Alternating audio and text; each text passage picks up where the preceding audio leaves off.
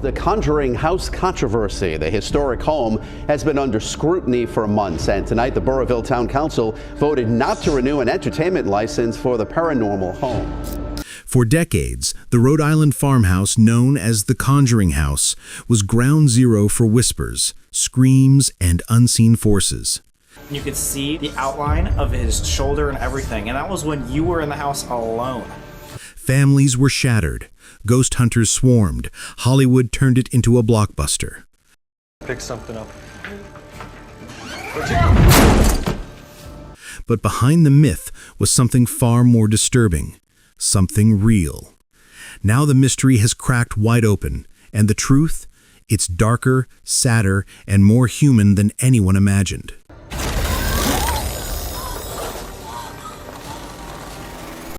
This isn't just about ghosts, it's about wounds that never healed, and something that never let go.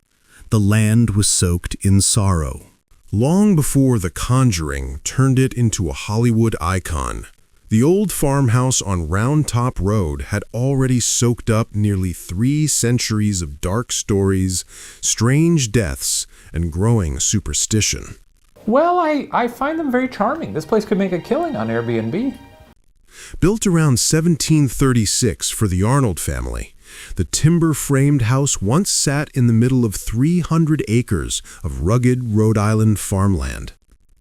8 generations of Arnolds lived, and many died on or near that land. The Target 12 investigators' exclusive Conjuring controversy. The old Conjuring House in Burrillville is known for its paranormal activity. The earliest death that can be firmly tied to the property happened in 1901. Jarvis Smith, a Civil War veteran, froze to death just 200 feet from the farmhouse after stumbling into a collapsing shed during a sudden spring cold snap. That one was real, logged in Burrillville's Black Book of Unusual Deaths and confirmed by historical records. The house itself has been pretty active. Lots of things have happened that have scared us in the moment. After that, the lines began to blur.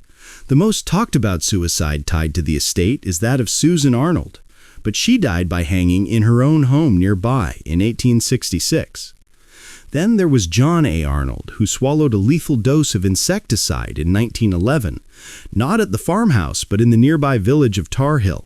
I would hear voices, of course, footsteps, of course.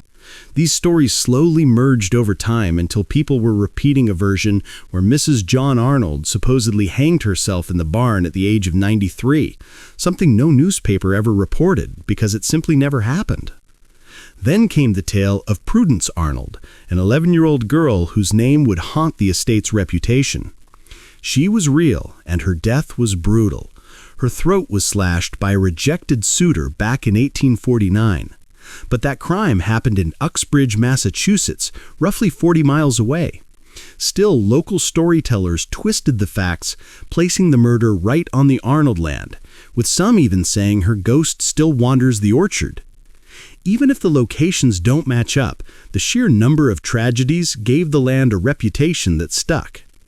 But no name looms larger than Bathsheba Sherman. Bathsheba reportedly killed all of her children before they reached the age of 4. She was accused of being a satanic witch who sacrificed a baby. She was accused of being a satanic witch, supposedly had killed a baby here, sacrificed it, made it look like an accident. Born Bathsheba Thayer in 1812, she married Judson Sherman and lived on a farm just half a mile south of the Arnold place. That much is confirmed by census records. But everything else, sacrificed infants, satanic worship, a suicide by hanging from an apple tree, has no evidence to back it up. Her gravestone in Harrisville Cemetery says she died of paralysis on May 25, 1885. Bathsheba! By the power of God, I condemn you back to hell! Researchers who've combed through property deeds, death records, and town archives say only Jarvis Smith's death can truly be traced to the land. But folklore doesn't care about records. 1 verifiable death, 2 suicides that happened elsewhere, a murder in a different town, and an unlucky woman caught in a century of suspicion were all folded into a single, chilling narrative. So when the Perron family rolled up that dirt road in the early 70s, they weren't just buying a house. They were stepping into a place that had already been shaped and twisted by nearly 300 years of fear, myth, and memory. On a cold January morning in 1971, Roger and Carolyn Perron pulled into their new driveway in Harrisville, Rhode Island, with a rented moving truck and their 5 daughters. The house they just bought was the kind of place most families only dream of. 14 rooms, wide plank floors, original fireplaces, and hand-carved beams. As Roger collected the keys from the former owner, Mr. Kenyon, the man offered a final remark that didn't quite land as a joke. He said, "For the sake of your family, leave the lights on at night." At first, they thought nothing of it. But then the house started to act strangely. Carolyn would leave her broom leaning against the kitchen wall, only to find it moments later by the fireplace. Roger's tools disappeared from his workbench in the barn and turned up on the attic stairs. These weren't one-offs. It kept happening over and over, like someone else was living there. Then, Sadie, their family dog, began to change. Usually bold and friendly, she suddenly refused to go near the hallway that led to the cellar. One night, Roger had to fix the furnace in the dirt floor basement. As he descended the steps, the air turned ice cold, and a putrid smell like rotting meat swept past him. Sadie's nightly refusal to enter the hall became the family's warning bell. Not long after, the girls started whispering about things they couldn't explain. Andrea said she felt the air in her room press down on her at night. Every clock in the house stopped at exactly 3:07 in the morning. But despite all of it, no one felt like they were in danger. Not yet.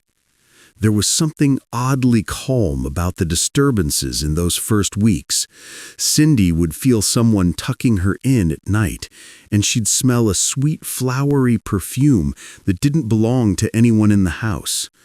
The girls gave the presences a nickname, the caretakers.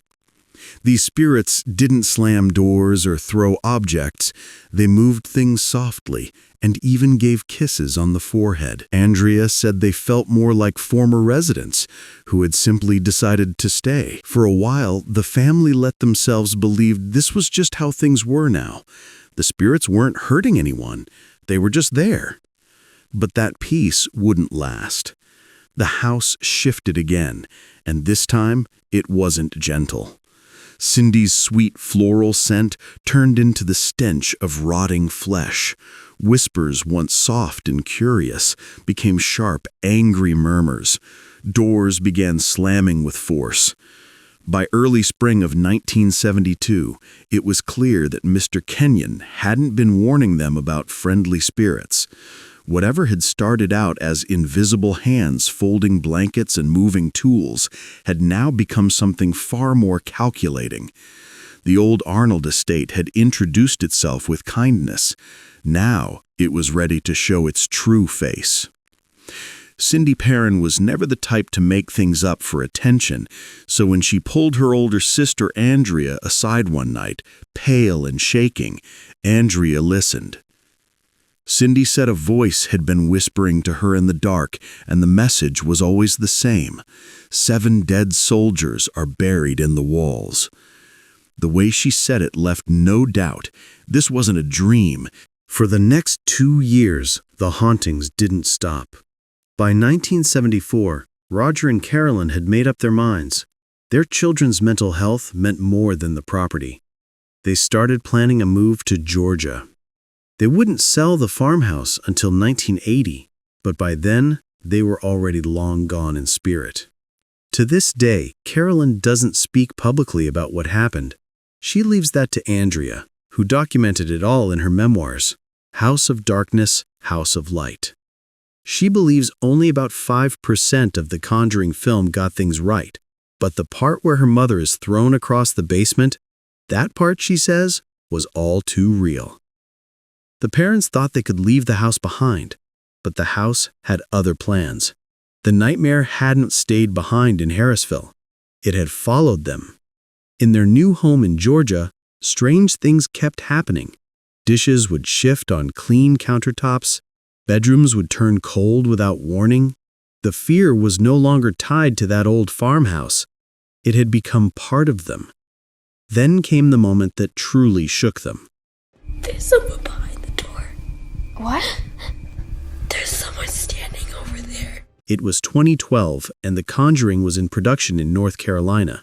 Andrea and two of her sisters were visiting the set when a massive gust of wind tore through out of nowhere. And right then, hundreds of miles away in Georgia, Carolyn Perrin fell in her kitchen and broke her hip. Andrea later said the timing was too perfect to ignore. When Carolyn heard what happened on set, she simply whispered, "Bathsheba does not want to be exposed." My muscles of my legs started to hurt, and that was the beginning of the pain. To them, it wasn't just an eerie coincidence. It was a warning. In 2022, when the Harrisville farmhouse sold for $1.5 million, Andrea wasn't surprised that the story wasn't over. Guests who now pay for overnight investigations still report hearing phantom clapping, cold drafts in the cellar, and whispers that seem to come from nowhere. Whether it's a spirit that attached itself or trauma that rewired them forever, one thing is certain: the haunting never ended. It just moved with them, refusing to let go.